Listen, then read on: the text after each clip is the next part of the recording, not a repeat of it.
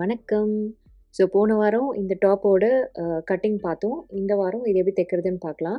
First நம்ம front பீஸஸை வந்து அ எல்லா பீஸஸையும் ஒண்ணா ஜாயின் பண்ணிக்க போறோம். அதாவது சென்டர் ஃப்ரண்ட் அப்புறம் சைடு 2த்தையும் வந்து ஜாயின் பண்ணிக்கலாம். இந்த 3 பீஸையும் லைனிங்க்கும், மெயின் ஃபேப்ரிக்கும் 2த்துக்குமே நம்ம தனித்தனியா ஜாயின் பண்ணிக்க போறோம். சரியா? ஜாயின் பண்ணிட்டு நம்ம வந்து ஸ்ட்ராப்ஸ் அட்டாச் பண்ண போறோம். ஸோ ஃபர்ஸ்ட்டு இத ஜாயின் பண்ணிக்கலாம். அந்த சீம் அலவன்ஸ் நம்ம எவ்வளோ விட்டுருக்கோமோ அதுக்கு கரெக்டாக வச்சு நீங்கள் மெஷர் பண்ணி ஜாயின் பண்ணிக்கோங்க. அந்த கர்வ்ட் எட்ஜஸ்லாம் வர சொல்ல வந்து துணியை இழுக்காமல் கரெக்டாக வச்சு ஜாயின் பண்ணிங்கனாவே உங்களுக்கு கரெக்டாக மேலும் கீழும் ஏறாமல் வரும். ஸோ இங்கே வந்து எனக்கு லைனிங் அப்புறம் மெயின் ஃபேப்ரிக் 2மே ஒரே துணிங்கிறதுனால நான் வந்து 2 தடவை அதே பண்ணிக்கிறேன். உங்களுக்கு வந்து லைனிங் வந்து நீங்கள் வேறு ஏதானும் பிளெயின் ஃபேப்ரிக் எடுக்கிறீங்க உங்கள் பிரிண்டட் ஃபேப்ரிக்கு அப்படின்னு சொன்னால் நீங்கள் அதையும் இதே மெத்தடில் தான் ஃபாலோ பண்ணணும்.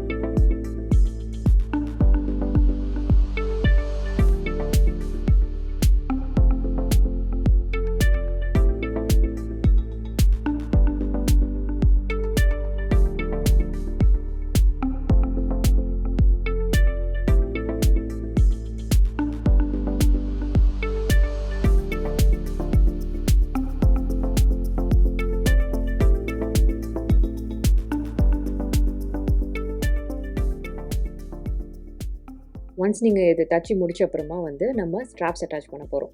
சரியா? ஸ்ட்ராப்ஸ் வந்து நான் இங்கே வந்து ஆல்ரெடி ப்ரிப்பேர் பண்ணி வச்சுருக்கேன். சரியா? இங்கே வந்து நான் ஒரு 1 இன்ச்சு அளவுக்கு நான் வந்து ஸ்ட்ராப் எடுத்திருக்கேன். ஸோ 1 இன்ச்சு ஸ்ட்ராப்புனா வந்து அது நீங்கள் அப்படியே டபுள் பண்ணி ப்ளஸ் ஒரு 1/2 இன்ச்சோ 1/4 இன்ச்சோ வந்து நீங்கள் சீம் அலவன்ஸ் வந்து விட்டு கட் பண்ணி எடுத்துக்கோங்க. சரியா? ஸோ எவ்வளவு ஸ்ட்ராப்பு உங்களுக்கு விடுத்து வேணுமோ அதை அப்படியே டபுள் பண்ணி ப்ளஸ் சீம் அலவன்ஸ்க்கு கொஞ்சம் விட்டுட்டு கட் பண்ணி எடுத்துக்கோங்க. எவ்வளோ லென்த்து நம்ம ஸ்ட்ராப் வேணும் அப்படின்னு சொன்னால் வந்து நம்ம ஃபஸ்ட்டு கட்டிங் பார்க்க சொல்லி மேலே ஒரு பகுதி வந்து நம்ம வேணான்னு சொன்னோம் இல்லையா? ஸோ அந்த லென்த்தை டபுள் பண்ணிக்கணும். ஏன்னா ஃப்ரண்ட்டுக்கு வேணும், பேக்குக்கும் வேணும். ப்ளஸ் ஒரு 1 இன்ச்சோ 2 இன்ச்சோ எக்ஸ்ட்ரா வச்சுக்கோங்க. சரியா? வச்சுட்டு அதுக்கப்புறம் சீம் அலவன்ஸ் வந்து ஒரு 1/4 இன்ச்சோ 1/2 இன்ச்சோ வச்சுக்கோங்க. ஏன்னா ஃபஸ்ட்டு நம்ம வந்து இதை ஃப்ரண்ட்டில் அட்டாச் பண்ணி ஓகே அதுக்கப்புறமா தான் பேக்கில் அட்டாச் பண்ண போகிறோம். ஸோ ஃப்ரண்ட் அட்டாச் பண்ணோடனே நீங்கள் உங்கள் மேலே வச்சு பார்த்தீங்கன்னா அந்த 1 இன்ச்சோ 2 இன்ச்சோ நம்மளுக்கு எக்ஸ்ட்ரா வேணும்னா வச்சுக்கலாம், இல்லைனா நம்ம கட் பண்ணிக்கலாம். கம்மியாக இருந்ததுன்னா நம்ம வந்து அதை எக்ஸ்ட்ராவாக ஆட் பண்ண முடியாது. ஸோ கொஞ்சம் ஒரு 1 இன்ச்சோ 2 இன்ச்சோ எக்ஸ்ட்ராவாக எடுத்துக்கோங்க எவ்வளோ உங்களுக்கு வேணுமோ. ப்ளஸ் ஒரு 1/2 இன்ச்சு 1/4 இன்ச்சு சீம் அலவன்ஸ் 2 எண்ட்லேயும், ஏன்னா ஃப்ரண்ட்லேயும் அட்டாச் பண்ணணும் பேக்லேயும் அட்டாச் பண்ணணும். சரியா? அதுக்கப்புறமா அதை வந்து இந்த 2 மெயின் ஃபேப்ரிக்கும் லைனிங்க்கும் நடுவில் இப்படி வைக்கணும். அதாவது உள்ளே தான் வந்து ஸ்ட்ராப்ஸ் ஃபுல்லாக இருக்கணும். நம்ம எவ்வளோ சீம் அலவன்ஸ் விட்டுருக்கோமோ மேலே அதை தெரிகிற மாதிரி வச்சுட்டு அதை அப்படியே நம்ம பின் பண்ணி தைச்சிட வேண்டியது தான். ஸோ இங்கே இனிஷியலாக பார்த்தீங்கன்னா நான் வந்து சென்டர்லேருந்து ஒரு 4 இன்ச்சுக்கு வந்து மார்க் பண்ணியிருக்கேன். பட் அது வந்து ரொம்ப உள்ளே இருந்த மாதிரி இருந்தது நான் என் மேலே வச்சு பார்த்தம்போது. ஸோ அதை நீங்கள் வைக்கும்போது ஸ்ட்ராப்பை வந்து கரெக்டாக அந்த பிரின்சஸ் சீம் இருக்கு இல்லையா அதுக்கு நடுவில் வர மாதிரி வச்சுக்கோங்க. சரியா?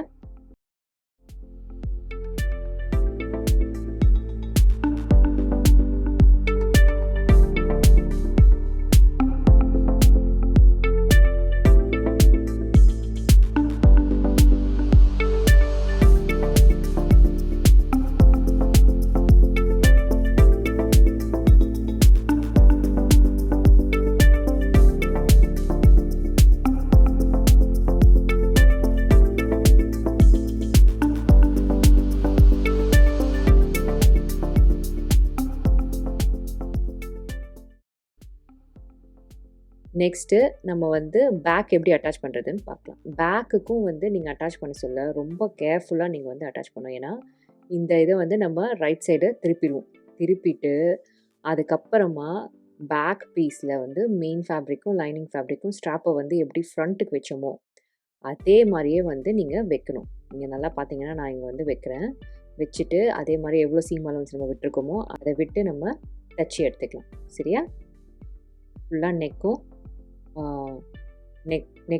நம்ம வந்து ஆர்ம் ஹோலும் இதில் தச்சு எடுத்துக்க போகிறோம். இப்படி தைக்க சொல்ல நம்மளுக்கு வந்து ரொம்ப நீட்டான ஃபினிஷ் கிடைக்கும்.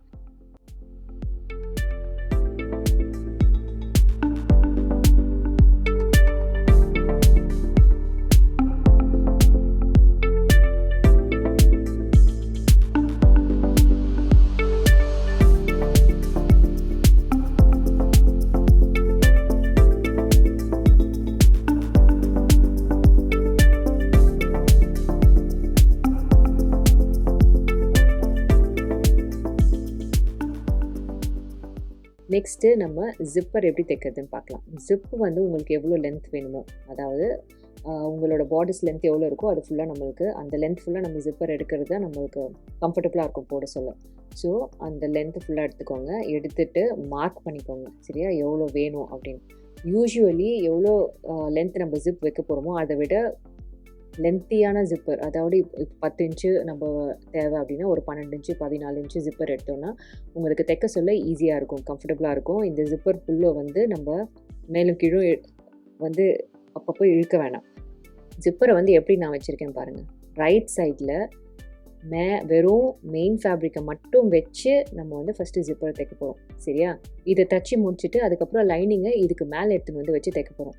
அப்படி தைக்கும்போது நம்மளுக்கு வந்து நெக் ஃபினிஷிங் வந்து ரொம்ப நீட்டாக வரும். ஸோ ஃபஸ்ட்டு அதை வச்சு தைச்சிக்கோங்க. எவ்வளோ கிட்ட வைக்க முடியுமோ அவ்வளோ கிட்ட வச்சு தைச்சிக்கோங்க. நான் இங்கே வந்து சிங்கிள் ஃபுட்டர் வந்து யூஸ் பண்ணியிருக்கேன்.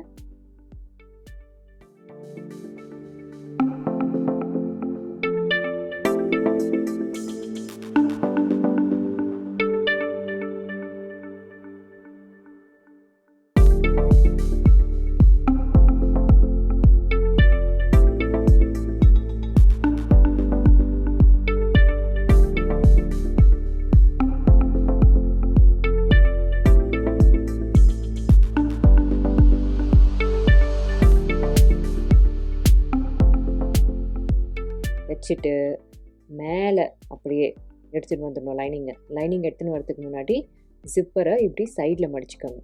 சரியா? மடிச்சுட்டு அதுக்கப்புறமா அது மேலே வச்சு அப்படியே தைச்சிருங்க. ஓகே?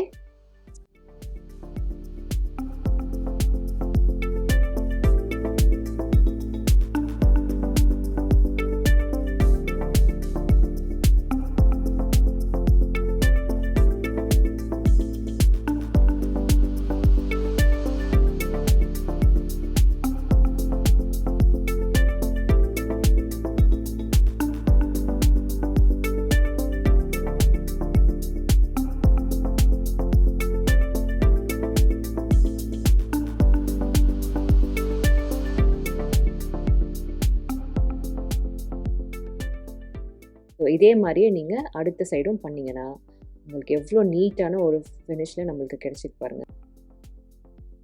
ஓகே? ஸோ நம்மளுக்கு நெக்கும் ஃபினிஷ் ஆகிடும். அதே டைமில் ஜிப்பரும் ஃபுல்லாக வந்து உள்ளே கன்சீல் ஆகிடும்.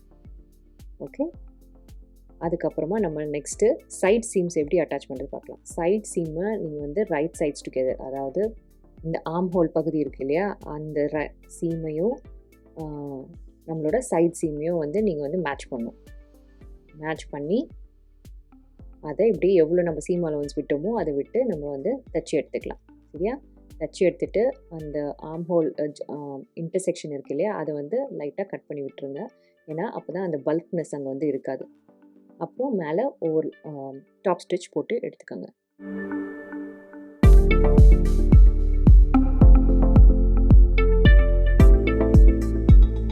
நெக்ஸ்ட்டு நம்ம கீழே இருக்க பகுதிக்கு வந்து lower portion of the top வந்து எப்படி பண்ணுறது பார்க்கலாம். ஸோ ரிமைனிங் இருக்கிற துணியில் வந்து நான் அப்படியே வந்து ரெண்டுத்தையும் ஒன்றா அட்டாச் பண்ணிவிட்டு அதுக்கப்புறமா அதை ஓவர்லாக் பண்ணி எடுத்துட்டேன். கீழேயும் ஓவர்லாக் பண்ணி எடுத்துக்கிட்டேன். இப்போ அதை அப்படியே மடித்து ஒரு ஸ்ட்ரெயிட் ஸ்டிச், அவ்வளோதான், நம்மளோட ஹெம்மிங் வந்து முடிஞ்சிடும். அதுக்கப்புறமா மேலே வேஸ்ட் போர்ஷனில் வந்து நம்ம கேதரிங் ஸ்டிச் பண்ணணும். ஓகேவா? உங்கள் மிஷின்லேயே இருக்கிற லாங்கஸ்ட் ஸ்டிச் அதை வந்து எடுத்து நீங்கள் இதில் 2 ரோ தைச்சிக்கோங்க. தைச்சிக்கிட்டு நம்மளுக்கு எவ்வளோ பார்டர்ஸ் வந்து இருக்கோ உங்களோட வேஸ்ட் மெஷர்மெண்ட்க்கு ஏற்ற மாதிரி கேதரிங் பண்ணிக்கோங்க. பண்ணிவிட்டு அதை கரெக்டாக சீம் டு சீம் வந்து மேட்ச் பண்ணி எடுத்துக்கோங்க. அதுக்கேற்ற மாதிரி நம்ம வந்து கேதரிங்கை வந்து அட்ஜஸ்ட் பண்ணிக்கலாம். சரியா? பின் போட்டு அதை சுற்றி தச்சு எடுத்துட்டா நம்மளோட ட்ரெண்டியான சம்மர் ஸ்ப்ரிங் டாப் ரெடி ஆகிடும். ஸோ இந்த ப்ராஜெக்ட் வந்து உங்களுக்கு பிடிச்சிருக்கும்னு நினைக்கிறேன். பிடிச்சிருந்தா லைக் பண்ணுங்கள், ஷேர் பண்ணுங்கள், காமெண்ட் பண்ணுங்கள். ஏதாவது டவுட் புரியலைன்னா வந்து கீழே காமெண்ட் செக்ஷனில் போடுங்க. நான் என்னால் முடிஞ்ச அளவுக்கு உங்களுக்கு ஹெல்ப் பண்ணுறேன். மீண்டும் ஒரு இன்ட்ரெஸ்டிங்கான ப்ராஜெக்டோட நான் உங்களை சந்திக்கிறேன். அது வரைக்கும் நன்றி, வணக்கம்.